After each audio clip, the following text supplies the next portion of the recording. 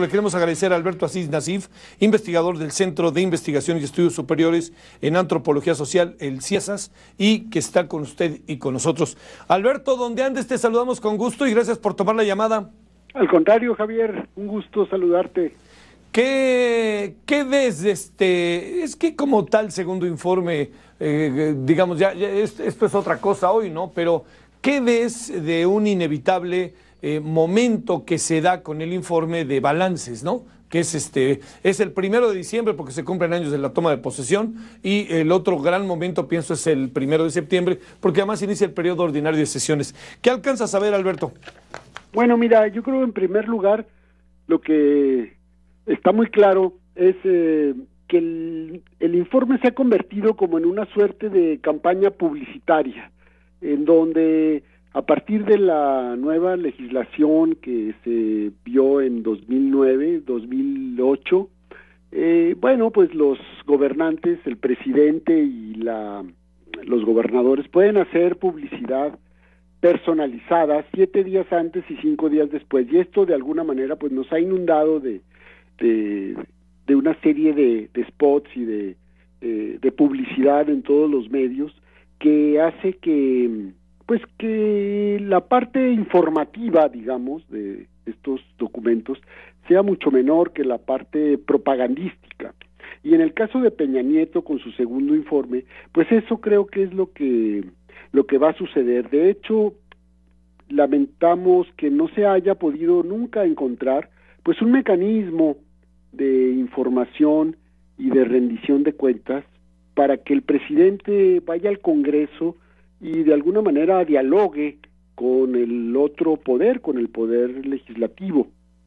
Entonces, creo que hay una suerte de paradoja aquí, porque antes, durante el régimen hegemónico, autoritario, pues era el 1 de diciembre el día del presidente. Todo estaba hecho para eso, era un día de fiesta, cada presidente iba al Congreso a contar, ¿no?, y a narrar todo lo que había hecho por el país durante todo el año, ¿no? Era el país de aquellos grandes esfuerzos, esos informes largos, 3, 4 horas, llenos de cifras, y bueno, cada día que pasaba nos decían que era mejor el país. Y luego, con la oposición, pues poco a poco se fue transformando en una suerte de caja de resonancia, de impugnaciones, y entonces del Día del Presidente se convirtió como en el día contra el presidente, y esto creo que llegó a su final con Vicente Fox. Su último informe ya no lo pudo entregar,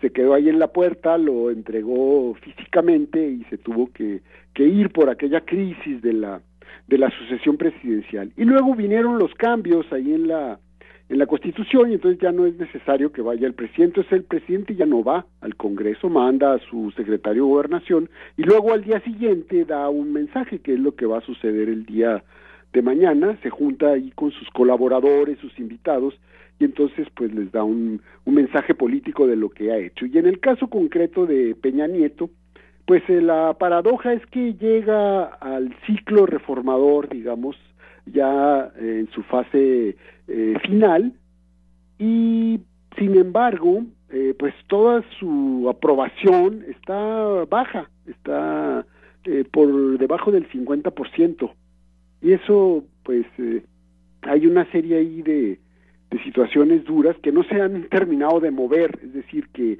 la economía no crece, el empleo no se genera con calidad, la seguridad pues no acaba de llegar, en fin, ¿no? Creo que por aquí vendría como el momento y la coyuntura, y entonces todas las reformas maravillosas que nos anuncian, pues van a tardar para, si es que dan algún tipo de resultado en términos de lo que a la gente le preocupa y le interesa, como es el empleo, el bienestar, la seguridad, etcétera.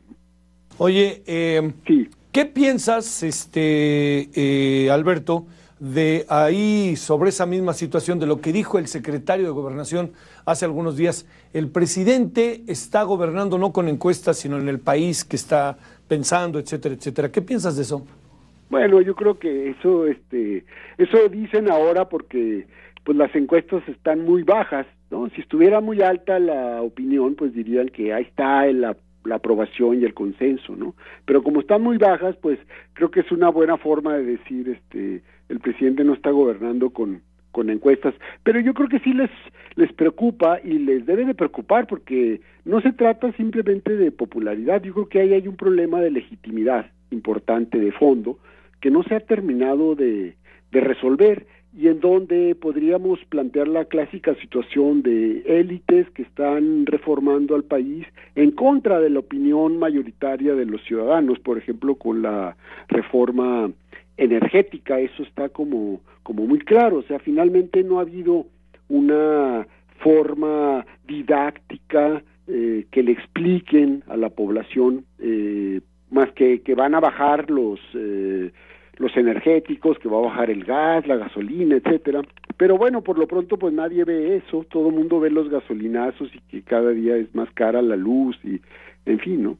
Entonces, sí puede ser que sea un buen pretexto o un buen argumento, como el decir, fíjense que no gobernamos con las encuestas, gobernamos con lo que implica el proyecto y el proyecto pues es lo que se debe hacer en el país, etcétera, pero bueno, ese es un discurso, sobre todo ahora vamos a ver cómo se va a usar todo ese discurso en el año electoral que se va a iniciar en unas semanas, digamos todo el proceso electoral de 2015, y en donde sí ahí van a la búsqueda de los votos, pues con todo este paquete de reformas, ¿no? Sí, claro. Oye, a ver, bueno, viene otro tema para también escuchar tu opinión, Alberto, más allá de lo que pase esta tarde, que además, yo digo que antes el canal del Congreso no lo veía nadie, ahora se ve muchísimo, porque además se ha vuelto un canal popular. Oye, ¿sabes por qué, Alberto? Porque hay de aquel que a través del canal del Congreso, le dé ventaja a un partido sobre otro, ¿no? Uy, se te vienen encima todos los partidos, ¿no? Claro, sí. A ver, pero el otro tema, que sé que hiciste un artículo incluso sobre ello, pero a ver, te lo planteo, el tema de los plurinominales. ¿Los desaparecemos, no los desaparecemos? ¿Qué opinión tienes sobre eso? Bueno, creo que es una forma de meterse al tema de la consulta que decidió hacer el PRI sobre, yo creo que un planteamiento un poco tramposo se me hace, porque bueno, finalmente en general la opinión de la ciudadanía sobre los legisladores, todos, independientemente de si son plurinominales o son uninominales, es muy negativa. Entonces, por supuesto que la gente va a decir, claro, recórtenlos, pues si no los necesitamos, pero podrían decir lo mismo de los otros, es decir, de los uninominales. Yo sí creo que en general el marco de los uninominales, pues es una forma de equilibrio que de alguna manera fortalece la pluralidad, en teoría, ¿no? Claro que la gente piensa que son impresentables la mayoría de nuestros legisladores, ¿no? Y entonces dicen, si todos los días nos enteramos lo que gastan, cómo viajan, qué pocos resultados dan, etcétera, bueno, pues la gente no les tiene mucho aprecio, no es una figura política apreciada. Y si le dicen, oiga, fíjense que nos podría salir más barato el chiste, ¿qué tal si cortamos a 100 aquí y a 200 allá, etcétera? Bueno, pues la gente va a decir que sí, pero yo creo que entonces se va a reconcentrar el sistema mixto que tenemos, pues ha generado ciertos equilibrios y estos creo que se perderían.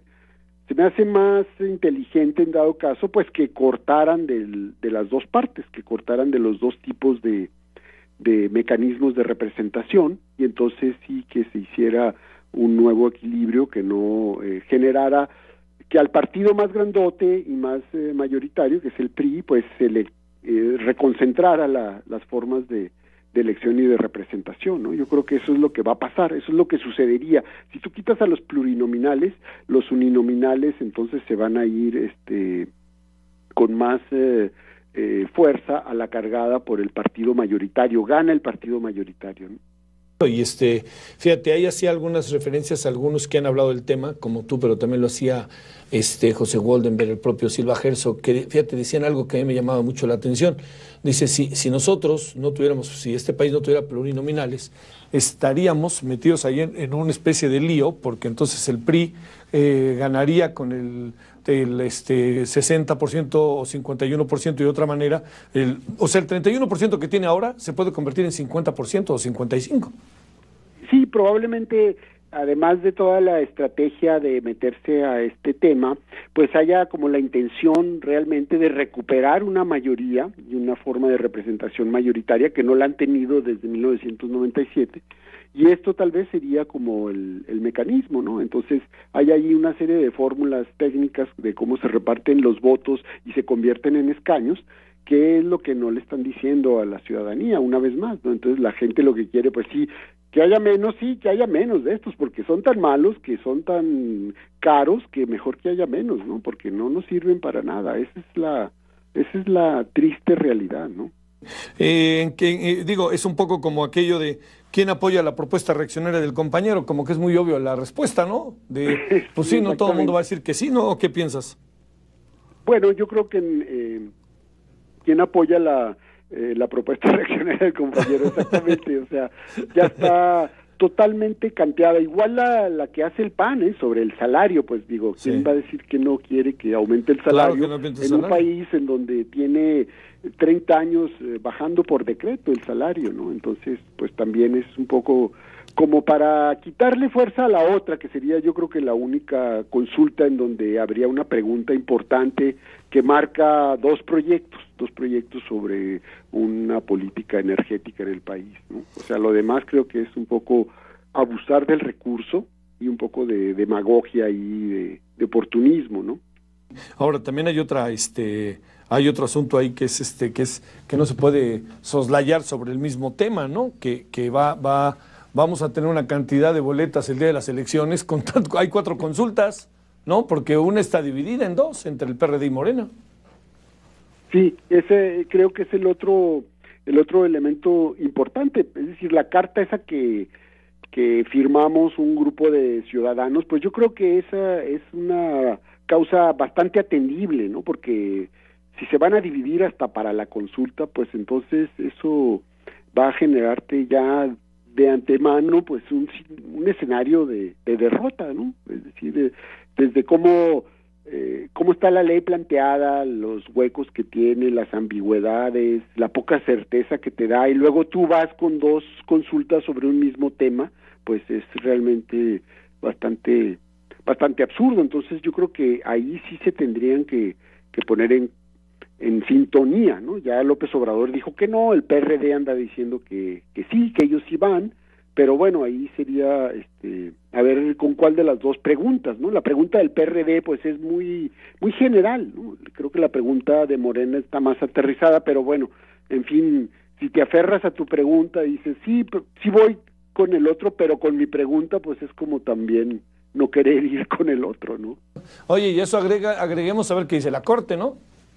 Por eso sí, o sea, buena parte de eso, la Corte se puede salir por la vía fácil de decir, bueno, ese es un tema de ingresos y entonces no es viable.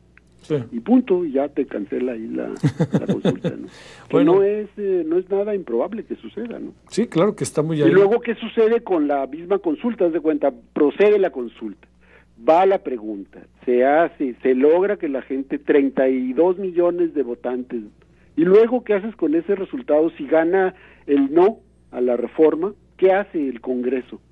Va eso al Congreso, se vuelve a votar, se vuelve a discutir, eso de ser como que te comprometa jurídicamente, como le dices, es vinculatorio, pero ¿qué implica lo vinculatorio? O sea, tiene todavía una serie de piezas que no están armadas, sí. Claro, ¿no? Sí, claro. Bueno, Alberto Asís, como siempre, gracias que tomaste la llamada. Al contrario, un gusto, saludos a tu auditorio, Javier, que estés muy bien. Tú mejor, hasta luego, Alberto.